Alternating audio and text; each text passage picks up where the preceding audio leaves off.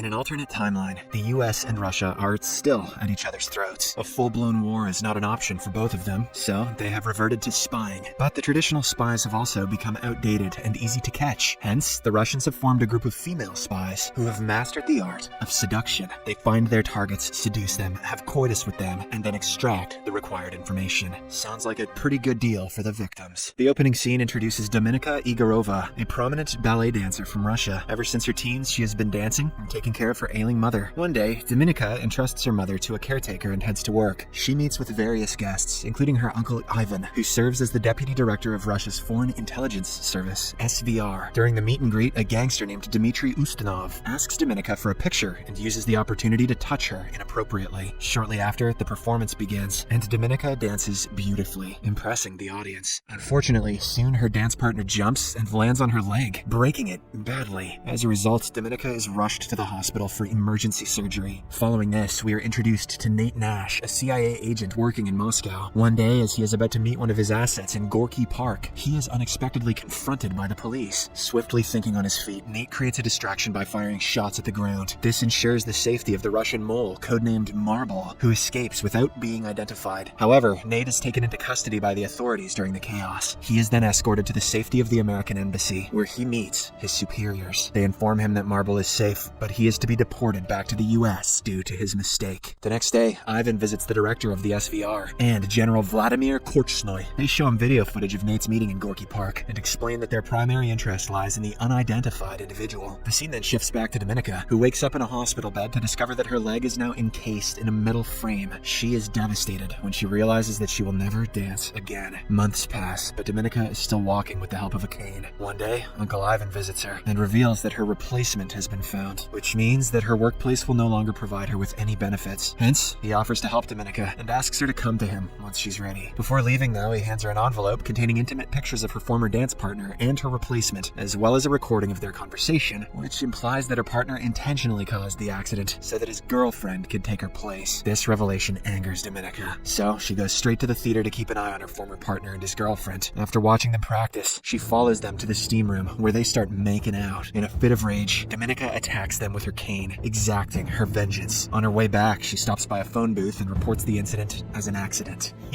Whoopsie. After this, Dominika, now with her career in ruins, turns to her uncle for help. He agrees to assist her, but only if she returns the favor. The SVR is interested in gaining more information on the gangster from earlier, Dmitry, so he asks Dominika to befriend him and earn his trust using her feminine charms. Though hesitant, Dominika has no other choice, as her mother's medical expenses are too damn high. That night, Dominika goes to the hotel where Dmitry is staying, dressed beautifully, and heads to the bar to catch his eye. As she expected, Dmitry approaches her and asks how he can assist her. She expresses her desire to feel special once again, and they proceed to a private room, leaving Dmitry's guards outside. After a while, he asks her to undress and immediately gets to work like a madman. But right then, a person wearing a black helmet enters the room and murders Dmitry. The intruder then throws a coat at Dominika to cover her bloodied body and rescues her through the back door. The man turns out to be an SVR agent named Konstantin, sent by Ivan. Soon after, Ivan comes to Dominika and presents her with a choice: either become an SVR operative or face execution for witnessing Dmitry's murder. As expected, she chooses to work for them. Following this, Dominika is enrolled in the harsh and rigorous State School 4, which specializes in training Sparrows, SVR operatives skilled in using sexpionage to seduce their targets. I'm sorry, that was awesome. Upon her arrival, she is greeted by Matron, the headmistress of Sparrow, who gives her a new identity and leads her inside. The very next day, classes commence, and Matron delivers a speech on the current world chaos, emphasizing how Russia is the only country willing to make sacrifices to fix it. She also announces to the students that their bodies now belong to the state, and they're obligated to perform any task assigned to them. In the next scene, Nate meets with a CIA panel, who decides to suspend him for his blunder in Russia. However, Nate argues that he has worked with Marble for years, and that nobody else can be trusted. His plea is eventually taken into consideration, and he is given a second chance to redeem himself. Nate is then assigned to the nearest city, Budapest, to re-establish contact with Marble. But, unknown to them, their every move is being monitored by the SVR. Back in State School 4, Matron teaches the Sparrows how to identify what their target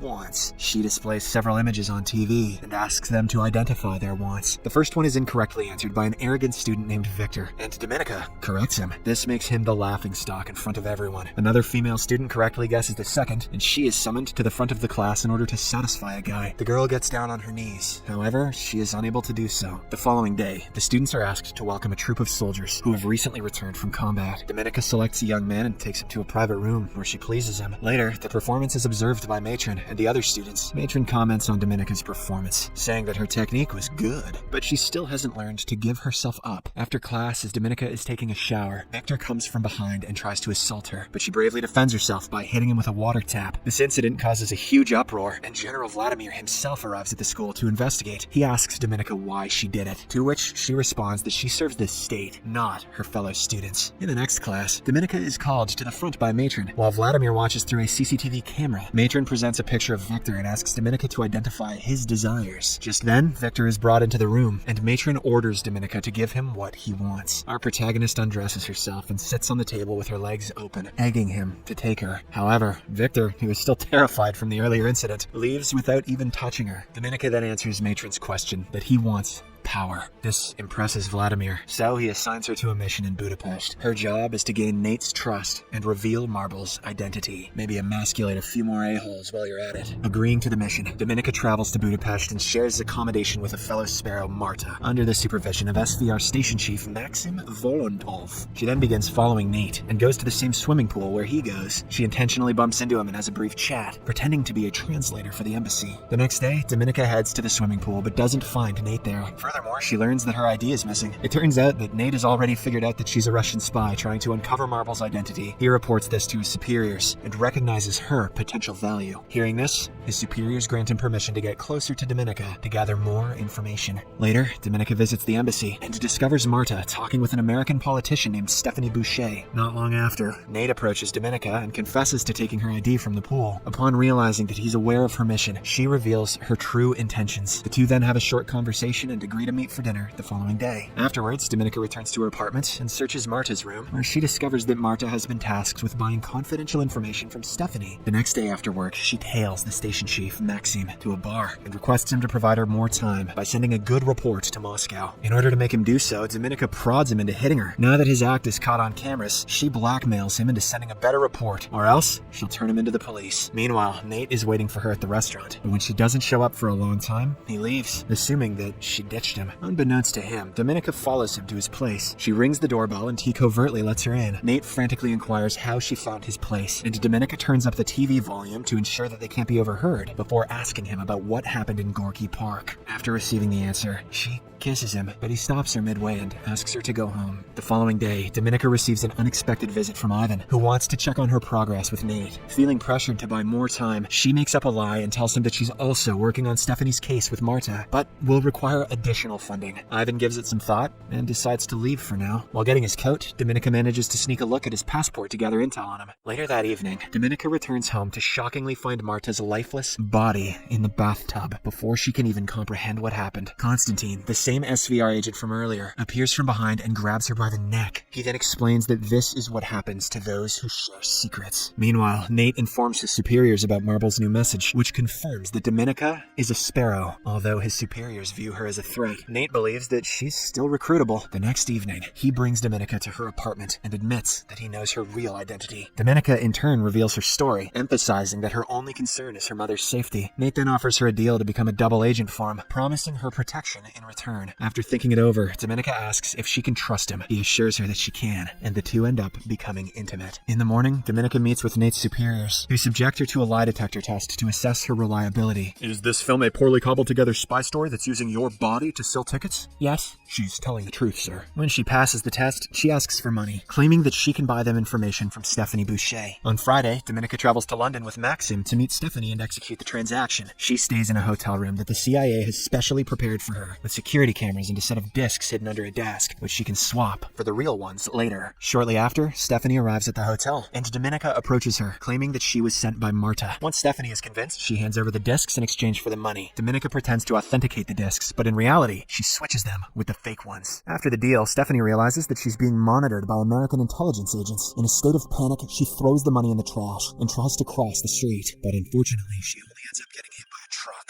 and dying on the spot. Guess she should have looked both ways. Russian agents watching the whole incident assume that their mission has been compromised. They also suspect that Dominika and Maxim were the ones who tipped off the Americans, so the two are ordered to return to Moscow. Upon their arrival, Ivan seizes the discs and apprehends both Dominika and Nate. Despite their protests of innocence, they endure excruciating torture for days, and Maxim is even executed. However, Dominika remains adamant in her denial of involvement with the Americans. Eventually, Ivan begins to believe her and allows her to go back to Budapest to carry out her original mission of extracting Marble's identity. Upon returning with Nate, Dominika enjoys a romantic evening with him at his residence. However, in the middle of the night, she wakes up to discover Constantine subjecting Nate to torture in order to obtain Marble's identity. At first, Dominika feigns complicity with Constantine, and even assists in inflicting harm on Nate. But when he is distracted, she assaults him, enabling Nate to break free from his restraints. The two then team up against Constantine and manage to take him down, but they endure serious injuries during this process. In the next scene, Dominika wakes up at the hospital, where she receives a surprise visit from General Vladimir. Shockingly, he reveals himself as the mole, Marble. Vladimir, who is a former patriotic official, confesses that he became disillusioned with Russia's rampant corruption when his sick wife was denied treatment from an American doctor, fearing that he will soon be caught and his sacrifice will be in vain. Vladimir instructs Dominika to expose him to Ivan. Doing so would make her a national hero and allow her to replace him as a mole. Dominika thinks the idea is absurd, but after a lot of convincing, she decides to turn herself into the authorities. She asks to speak to the Russian ambassador, and when her wish is granted, she explains that she has the name of the mole. However, she will only reveal his name in exchange for her freedom. In the aftermath of the conversation, an exchange meeting is scheduled at an airport. Nate is assigned to accompany Dominika in order to confirm the mole's identity. He is deeply upset as he feels used and betrayed by Dominika's actions. He feels used?